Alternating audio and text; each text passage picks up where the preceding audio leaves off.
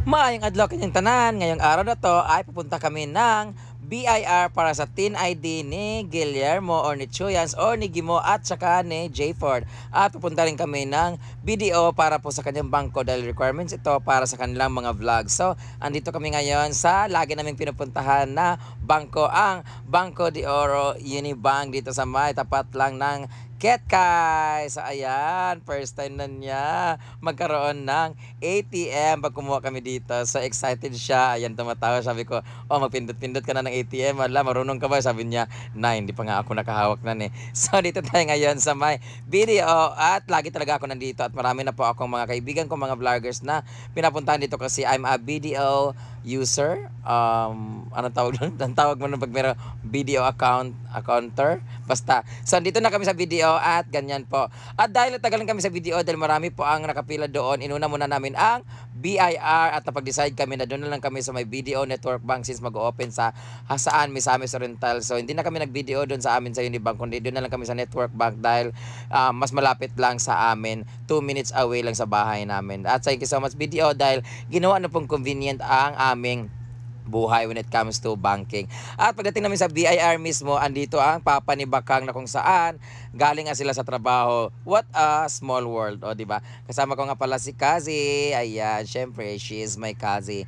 So andito na kami sa RDO, nakalimutan ko ba sa BIR. Ayan, thank you so much Marivic for assisting us. At sa lahat ng mga staff dito at sa lahat ng mga nagtatrabaho dito, thank you so much for the warm welcome. Oh, dito talaga ako lagi nakatambay pag nagpa-process ng aking mga kasama. So ito na nga, inasikasan nila si Guillermo sa kaniyang tanaw. Tingnan mo paano siya maghawak ng ballpen, guys. Sa tawa talaga ako, parang kasag, parang alimango yung hawak niya ng ballpen. Oh. Tingnan mo, oh. Hindi na paano siya maghawak at saka magsulat. Ganyan siya, no? Tapos kalimete pa siya. So, thank you so much sa BIR CDO for giving us the chance. Meron na po siyang Tin ID at sa bangko naman, kinabukasan na process na po namin yan. Kung na-post ko, nakita niyo po, meron na po silang bangko at pwede na po i-process at magkakaroon na sila ng sahod. Papasok na po. So, dito kami ngayon sa Centrio Mall Ayala dahil kakain kami ng Rakiyata Ramen dahil first time niya. Dahil lagi lang daw siyang pansit canton or quick chow. First time niya kumain ng ramen ng Japan. Ito na ang ating order na napakasarap talaga. Sabi ko sa kanya, ang sarap nito. No, dati nung kumakain ako ng ganyan, sobrang laki. Tapos ang mahal-mahal, parang 500 yata. Tapos yung 500 na yan, ang dami ng makakainan sa buong pamilya sa isang linggo. Tapos yung ramen na yan, ikaw lang kakain, samantalang yung quick chow sa atin, noodles sa atin, paghatian pa natin yung ganyan kalaki sa buong pamilya, di ba? Anyway, minsan lang naman to, sa napakasarap talaga. Thank you so much Rocky Yata for the very delicious and yummy ramen. At ayan na nga, first time niyang gumamit ng chopstick. So I challenge him at pinatikim ko rin siya ng wasabi na talagang ayaw na daw niyang kumain. May naalala ba kayo?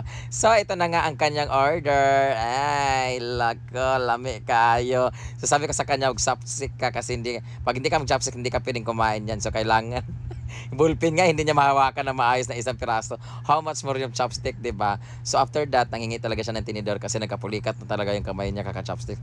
At hindi siya makakain din, isang piraso lang na iipit ng kaniyang noodles chopstick. Ayan na siya, guys. So napanood niyo naman siguro ang video nito na kumakain siya ng ramen. Talagang tawa siya ng tawa kasi, diba, marunong naman pala daw siya. Pero kalaunan yan, isa lang talaga nakukuha niya, iipit-ipit lang talaga. So good luck, go! Diba? Marunong na siya. 'Di ba?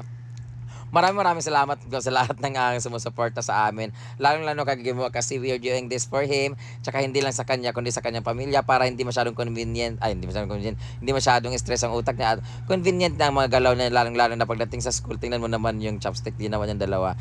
So para naman hindi siya masyadong stress kung ano saan siya kukuha ng pera, kung ano yung kailangan niyang trabahuin para makabayad ng ganito, ganyan.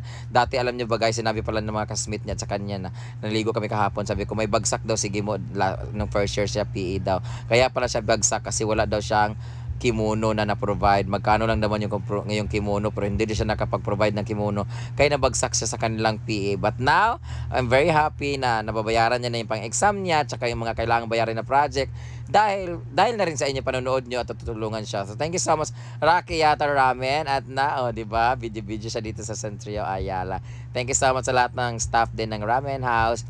Na yan. After nyan, naglibot din kami nang hanapan ng cellphone. So nakahanap nga pala kami dito. Ay nako guys, i-upload ko tong pictures at video na nandito kami sa may gadget area sa Centrio Mall. So ito nabili namin na tablet para sa aking dalawang pamangkin dahil mag-aaway sila kung isa lang at saka gusto talaga nila ng tablet. Lambing ng aking mga pamangkin, anak ng ate ko. So binigyan ko rin. At binilan ko rin pala ng aking kapatid na bunso na si Cara dahil nainggit siya dahil binilan ko daw sila ni ganito, ganyan, yung mga kaibigan ko ng iPhone. So gusto rin niya ng iPhone. So binilan ko sabay po sa pagbili ko kay Amanda. Dito lang yung sa may Stacy Gadget Hub at meron na po sila sa Valencia. At after nyan, ay grand opening pala sa Valencia sa Stacy Gadget Hub. So good luck. Malapit na po sa inyo. So ayun na, nakita niyo naman tulog na si Guillermo, o di ba? Nakikinig pa siya ng headset, di ba, ng music. So pauwi na po kami diyan, guys. Maraming salamat talaga sa pagsuporta sa amin. Lagi sa aming mga videos kasi kayo talaga ang dahilan kung bakit kami nakakausad sa buhay. So wag kang umanga, baka pumasok yung langaw. Tulog po yung mag-asawa. Thank you so much for watching, guys. I hope you enjoy. God bless.